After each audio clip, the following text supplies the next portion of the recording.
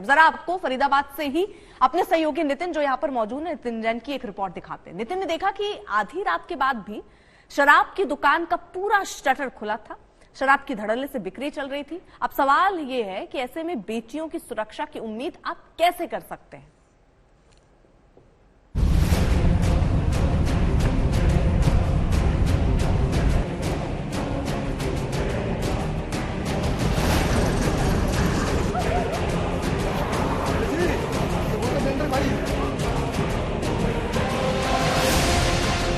ये हाल है दिल्ली से सटे फरीदाबाद का। शराब की दुकानों के शटर तो रात को बंद हो जाते हैं, मगर उसके बाद कोई ना कोई खिड़की खुली रहती है, जिससे पूरी रात शराब बिकती रहती है। आज तक संवाददाता नितिन जैन फरीदाबाद में सुरक्षा का हाल जानने निकले तो कहीं छिपे कैमरे से तो कहीं खुले कैमरे से चौंकाने वाली तस्वीरें कैद हुई। फरीदाबाद में यूं तो शराब के ठेके रात को बंद हो जाते हैं, लेकिन उसके बावजूद भी इन ठेकों से शराब मिलती है।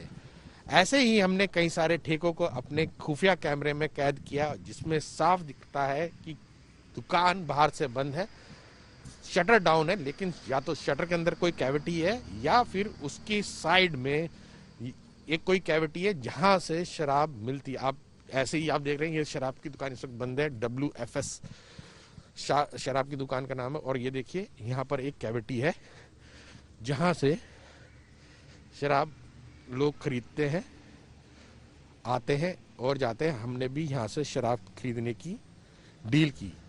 ये कोई एक दुकान नहीं है। नितिन सबसे पहले सूरजकुंड रोड पहुंचे। यहाँ मनचाही शराब मिल रही थी, बस उसकी कीमत कुछ ज्यादा थी, यानी मुनाफा कमाने के लिए कानून की धज्जियां उड़ाई जा रही थी। दिल्ली से सटे फरीदाबाद के सूरजकुंड इलाके की इस शराब की दुकान में रात के 12 बजे जब शटर गिर जाता है उसके बावजूद भी शराब मिलती है। और ये जो आप कैविटी देख रहे हैं शटर के अंदर, इसी कैविटी से लोगों को शराब दी जाती है। ये हमने यहाँ से शराब लोगों को लेते हुए देखा, उनसे बात भी की। उन्होंने बताया कि किस तरीके से यहाँ पर एक बोतल पर जो ब्लैक में ली जा रही है 12 बजे के बाद, उस बोतल की कीमत पर 200-300 रुपए ज्यादा देकर बोतल आराम से मिल जाती है। और अब आपको दिखाते हैं स्टिंग कैमरे से कैसे चलता है रात को शराब का ये अवैध कारोबार। जी पंडित जी, अरे दे दिए को बोतल दे दियो ब्लेंडर की।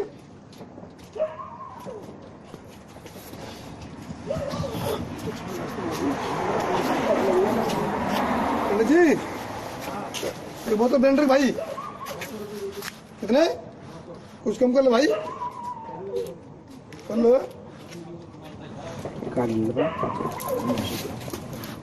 कार्ड चल जाएगा, कार्ड चल जाएगा। दो भाई, कुछ कम कर लिए भाई, कार्ड लेना दो। वैसे ये बोतल 700 रुपए की बिकती है, लेकिन रात में चोरी छिपे बेचने की कीमत ज्यादा है। इसके बाद 24 घंटे की सर्विस है। नहीं रात के 12 बजे जितना टाइम लेट होगा ना उतनी 20 होगी 200 होगी। भाई मैं हर घंटे का 100 रुपए बढ़ जाएगा। नाइट चलो भाई।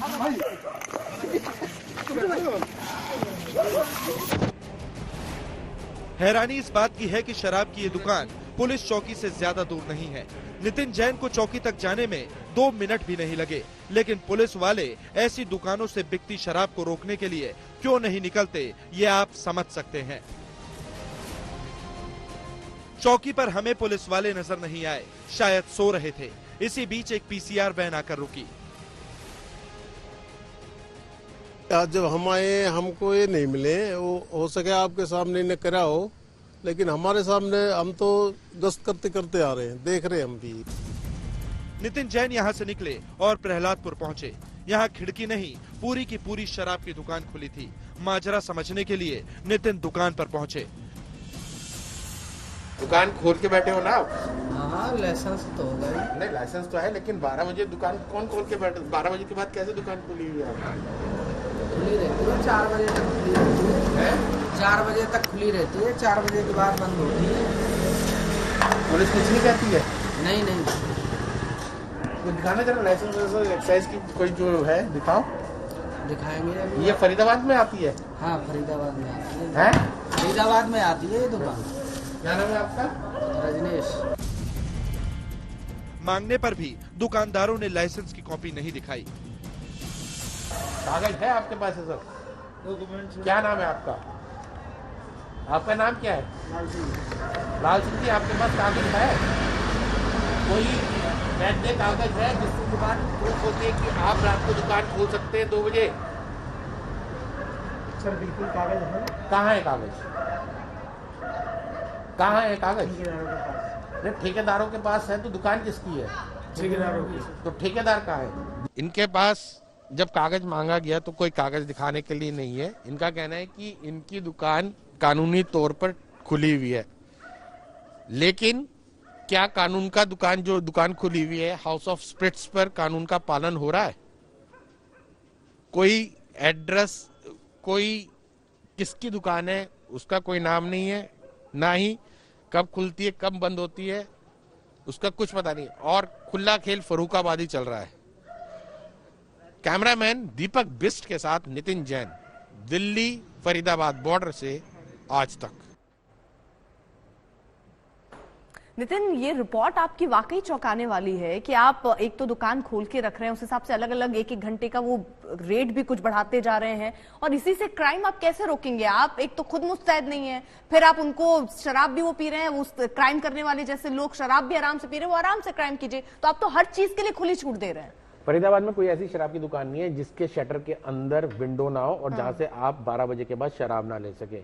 हर घंटे पर 150 रुपए का दाम बढ़ता जाता है हर बोतल पर, और इस तरीके से कमाई होती है। और मैंने जिस सब इंस्पेक्टर से बात की जिसके चौकी के सामने दुकान है, वो कह रहा है कि जी मैंने हिदायत दे दी। मैंने कहा हिदायत का तो कोई मामला ही नहीं बनता, इसमें एक्साइज एक्ट है, आपको इनके खिलाफ मुकदमा दर्ज करना चाहिए। कहता हाँ जी बिल्कुल सही कर। मैंने कहा क्योंकि किसी भी क्राइम के लिए, लेकिन करूंगा नहीं मैं। किसी भी क्राइम में नशा सबसे ज्यादा इंपॉर्टेंट होता है, क्योंकि नशा जब चढ़ जाता है तो आदमी इंसान से हैवान बन जाता है। बिल्कुल। आप जल्दी जल्दी एक छोटा रिएक्शन ले लेते हैं तेजश्री। किसी भी घटना पर लड़कियों पर सवाल उठाने से पहले हमने अपना दायित्व किस तरह से निभाया है वो देखना चाहिए, चाहे वो पुलिस हो या फिर प्रशासन। ठीक है मिलन। मुझे लगता है कि जहां पर हम बात करते हैं पुलिस रिफॉर्म्स की, आजकल टेक्नोलॉजी भी है, उसका भी उपयोग नहीं होता, और बेसिक सुविधाएं जैसे स्ट्रीट लाइट्स हों, कम से कम वो हो तो लोगों में थोड़ा कॉन्फिडेंस होता है, वरना ऐसी वारदातें कहीं भी एक खाली सुनसान सड़क पर हो सकती है। हमारे देश की पुलिस से हम ये उम्मीद करते हैं कि उनमें संवेदनशीलता हो, संजीदगी हो, वे पेशेवर हो, प्रशिक्षित हो, और एक समाज के तौर पर अगर हम कभी किसी को मुश्किल में देखें तो उनकी मदद करने के लिए तत्पर हो। ऐश्वर्या, आप अपना काम करिए, गंदी निगाहों से महिलाओं को मत देखिए। और आपका पुलिस आपने ज्वाइन क्यों किया है, खुद से ये सवाल पूछिए। आपको लगता है ये नौकरी आपसे नहीं हो सकती तो ये नौकरी मत करिए। करेक्ट। बिल्कुल, बस आप अपना काम सही से करिए। और मेरा ये मानना है कि एटलीस्ट वो स्पॉट्स जहां पर आपको पता है कि ये एरियाज यहाँ पर ज्यादा वारदातें होती हैं और वहां पर जब महिलाएं आती हैं, एटलीस्ट वहां पर वक्त से पुलिस को होना चाहिए। पुलिस रिफॉर्म जिसमें उनको बहुत जरूरी है कि वो थोड़े संजीदा हों, संवेदनशील हों महिलाओं के लिए। बहुत जरूरी है कि हम अपने बच्चों की घर में परवरिश पे वो शुरुआत करें एक समाज के तौर पे कि क्या होना चाहिए और क्या नहीं। ये 2 चीजें बहुत जरूरी है। सीसीटीवी कैमरा बहुत बड़ी मदद कर सकते हैं, ये बहुत ज्यादा जरूरी है। क्योंकि अभी ये पूरे केस में हमने एक अंझावला केस में भी देखा कि सीसीटीवी अभी तक उस एक्सीडेंट स्पॉट, कैसे एक्सीडेंट हुआ उसकी सीसीटीवी तस्वीर आ नहीं पाई है। क्योंकि आप कितना क्लेम कीजिए कि हमने बहुत सारे सीसीटीवी लगवा लिए हैं, स्ट्रीट लाइट्स हैं, लेकिन जो पड़ताल में सामने आया है वो वैसी ही तस्वीरें हैं जैसी पहली थी। तो आखिरकार सुधरा क्या?